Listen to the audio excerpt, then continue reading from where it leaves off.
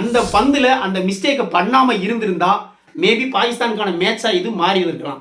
என்னுடைய வாழ்நாளில் ஒரு முக்கியமான நாக் அவுட் போட்டிகளில் ஒரு ஆகச்சிறந்த ஆட்டம் ஒன்று பார்த்தேன் அப்படின்னா அது இந்த ஹாரி புரூக்கோட ஆட்டம் தாங்க.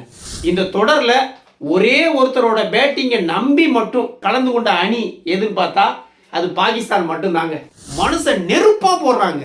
இந்த எஃபர்ட்டை, இந்த முயற்சியை கொஞ்சம் ஏர்லியராக காமிச்சிருந்தா பாகிஸ்தான் ஜெயிக்கிறதுக்கான வாய்ப்புகள் இருந்திருக்கும். அந்த ஒரு ரன் ஆட்டத்தோட போக்க மாத்திருச்சுன்னு நான் சொல்லுவேன்.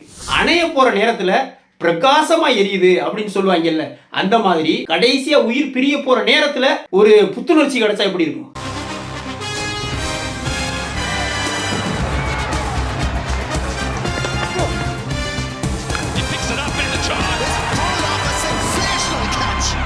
முக்கியமான வால்வா சாவா சூப்பர் 8 ஆட்டத்தில் இங்கிலாந்துட்ட 2 விக்கெட் வித்தியாசத்தில் பாகிஸ்தான் தோல்வியை தழுவி தொடரை விட்டு வெளியேறிட்டாங்க.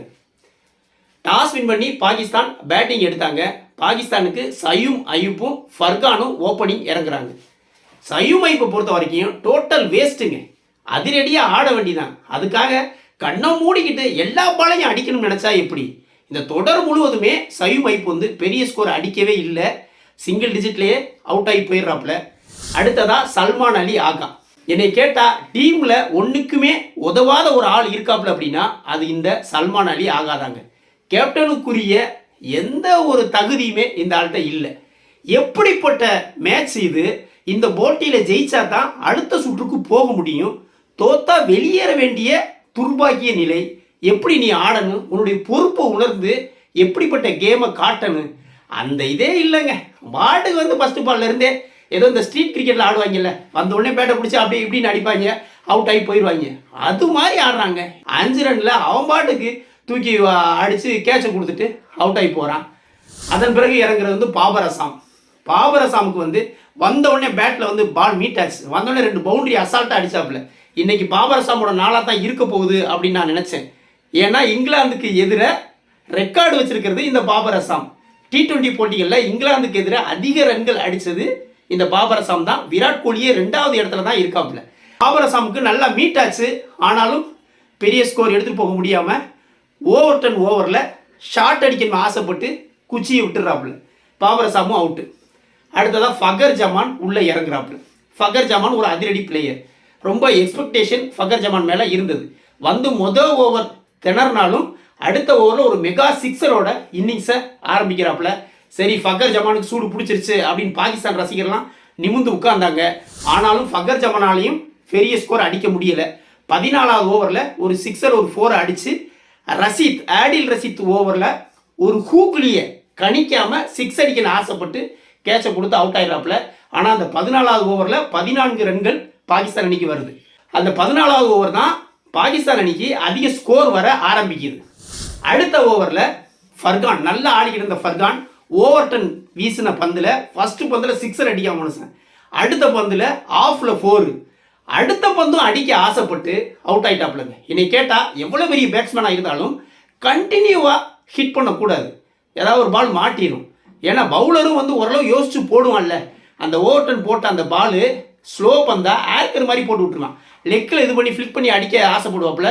பந்து வந்து பிளம்லேயே விழுந்துடும். அது என்ன ஆகி போச்சுன்னா LBW ஆயிடுவாப்புல. சூப்பராக ஆடிக்கிட்டு இருந்த ஃபர்கான் வந்து 45 பாலுக்கு 63 ரன்களில் அவுட் ஆவாப்புல. இந்த தொடர் முழுவதும் அதிக ரன்கள் அடித்தது யாருன்னு பார்த்தா இந்த ஃபர்கான் தாங்க. ஒரு மேட்ச்சில் செஞ்சுரி, ஒரு மேட்ச்சில் 73, இன்னொரு மேட்ச்சில் 43, இதில் 63. கிட்டத்தட்ட 300 ரன்களை இந்த ஃபர்கான் குவிச்சிருக்காங்க மனுஷன். பாகிஸ்தானுடைய பேட்டிங்கில் ஆணி வேறா திகழ்ந்திருக்கான். இன்னும் கூடுதலாக சொல்லணும் அப்படின்னா இந்த பாகிஸ்தான் அணி ஒரே ஒருத்தரோட பேட்டிங்கை மட்டும் நம்பி இந்த தொடரில் கலந்துருக்காங்க அப்படின்னா அது இந்த ஃபர்கானுடைய பேட்டிங்கை நம்பி தான்.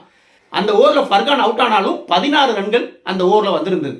15 ஓவரில் 130 ரன்கள் பாகிஸ்தான் அடிச்சிருந்தாங்க. கடைசி 5 ஓவருக்கு குறைஞ்சது ஓவருக்கு 10 ரன்கள் அடித்தாலும் 50 ரன்கள் வரும். அப்போ 180 ரன்கள் அசால்ட்டாக வரும் அப்படிங்கிற ஒரு நிலை இருந்தது. ஆனால் அதன் பிறகு பாகிஸ்தானுக்கு ஒரு பெரிய சர்க்கிள்ங்க. இறங்கின ஆட்களில் யாருமே ஆடலை. முகமது நவாஸ்லாம் என்னை கேட்டால் அட்டை வேஸ்ட்டுங்க.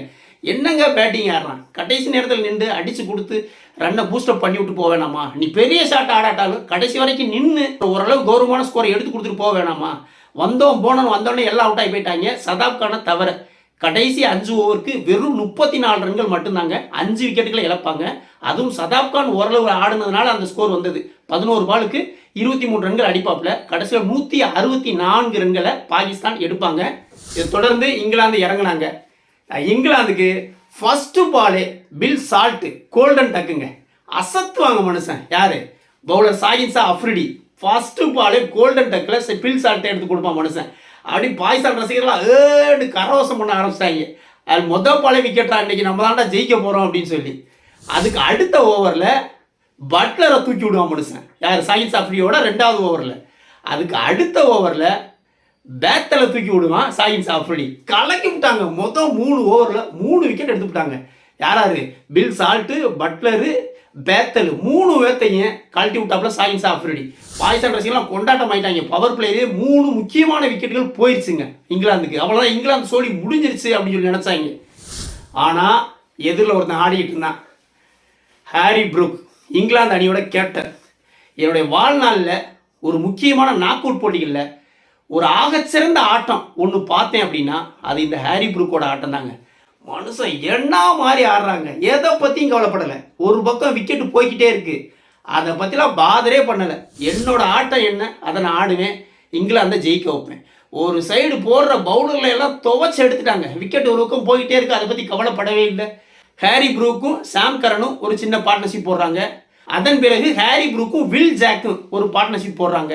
ஒரு பக்கம் ஹாரி ப்ரூக் அசத்தலான ஆட்டம் ஆடி யாரையுமே விட்டு வைக்காம மிகப்பெரிய ஸ்கோர் அடித்தாங்க. 51 பந்துக்கு செஞ்சுரி. இந்த T20 வேர்ல்டு கப் ஹிஸ்ட்ரியிலேயே வேர்ல்டு கப்பில் செஞ்சுரி அடித்த ஒரே ஆள். 51 பந்துக்கு 100 ரன்கள் அடித்து இங்கிலாந்தை ஜெயிக்க வச்சுட்டு தாங்க வெளியில் போனான் மனுஷன். முதல் 3 விக்கெட்டை எடுத்தது ஷாகின் ஷா அஃப்ரிடி. அடுத்த 2 விக்கெட்டை உஸ்மான் தாரிக் எடுக்கிறப்பல. ஆனாலும் கடைசி கட்டத்தில் வில் ஜாக், ஹாரி ப்ரூக்கோட அதிரடினால பாகிஸ்தானால் எதுவுமே செய்ய முடியலை. ஹாரி ப்ரூக் அவுட் ஆகும்போது 18 பந்துக்கு 8 ரன்கள் தான் அடிக்கணும் இங்கிலாந்து. 3 ஓவருக்கு 8 ரன் அடிக்கணும். 6 விக்கெட் போயிருக்கு. அணைய போகிற நேரத்தில் பிரகாசமாக எரியுது அப்படின்னு சொல்லுவாங்கல்ல, அந்த மாதிரி கடைசியாக உயிர் பிரிய போகிற நேரத்தில் ஒரு புத்துணர்ச்சி கிடைச்சா எப்படி இருக்கும், அந்த மாதிரி கடைசி 3 ஓவரில் ஒரு போராட்டத்தை பாகிஸ்தான் வெளிப்படுத்தினாங்க. 18வது ஓவரை போட வர்றது மிர்சா. மனுஷன் நெருப்பாக போடுறாங்க. இந்த எஃபர்ட்டை, இந்த முயற்சியை கொஞ்சம் ஏர்லியராக காமிச்சிருந்தா பாகிஸ்தான் ஜெயிக்கிறதுக்கான வாய்ப்புகள் இருந்திருக்கும். அந்த ஓவரில் 2 ஒய்டு உட்பட 8 பந்து போடுறாங்க. ஆனால் கொடுத்த ரன்கள் வந்து ஒரு 2 ரன்னு, ஒரு சிங்கிள், 2 ஒய்டு, 5 ரன்களை கொடுத்து 4 டாட் பாலை போடுறாங்க.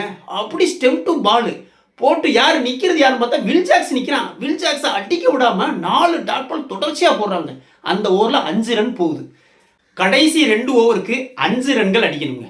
இந்த 19வது ஓவர் போட வர்றது முகமது நவாஸ் போட வர்றாப்புல. அந்த ஓவரில் மேஜிக் பண்ணுறாங்க மனுஷன். ஃபஸ்ட்டு பந்தே வில் ஜாக்ஸை போல்ட் ஆக்குறான். அப்படி பாகிஸ்தான் ரசிகர்லாம் நிமிந்து உட்கார்றாங்க, என்னமோ நடக்க போகுதுரா அப்படின்னு. அடுத்த பாலில் டாசன் ஒரு சிங்கிள் அடிச்சுட்டு வந்துடுறாப்புல. அடுத்த 4 பாலில் 2 டாட் பாலை யாருக்கு ஓவர் டன்னுக்கு அடிக்கவே முடியாதபடிக்கு 2 டாட் பாலை வைக்கிறான். 2 டாட் பால் ஆனதுனால டென்ஷன் ஆகி ஓவர் டன் இறங்கி 6 அடிக்க இறங்கி வர்றாப்புல ஸ்டெம்பிடு. அந்த பால் 8வது விக்கெட் போயிடுது. அப்படி பாகிஸ்தான் ரசிகர்கள் அப்படி எந்திரிச்சு உட்கார்றாங்க. டெட் பாடிக்கு உயிர் வருதுரா அப்படின்னு சொல்லி அப்படி நிமிர்ந்து உட்கார்றாங்க. 5 பாலுக்கு 1 ரன் கொடுத்து 2 விக்கெட் எடுத்துட்டான் மனுஷன். முதல் பால் விக்கெட்டு, 5வது பால் விக்கெட்டு, இடையில ஒரே ஒரு சிங்கிள் மட்டும் தான் போயிருக்குது. அப்போ 5 ரன் தேவையா இருக்கிற இடத்துல இன்னும் 4 ரன்கள் தேவை. 7 பாலுக்கு 4 ரன்கள் அடிக்கணும். கைவசம் 2 விக்கெட் இருக்குது. அந்த கடைசி பந்தில் ஒரு மிஸ்டேக் பண்ணுவாப்லங்க.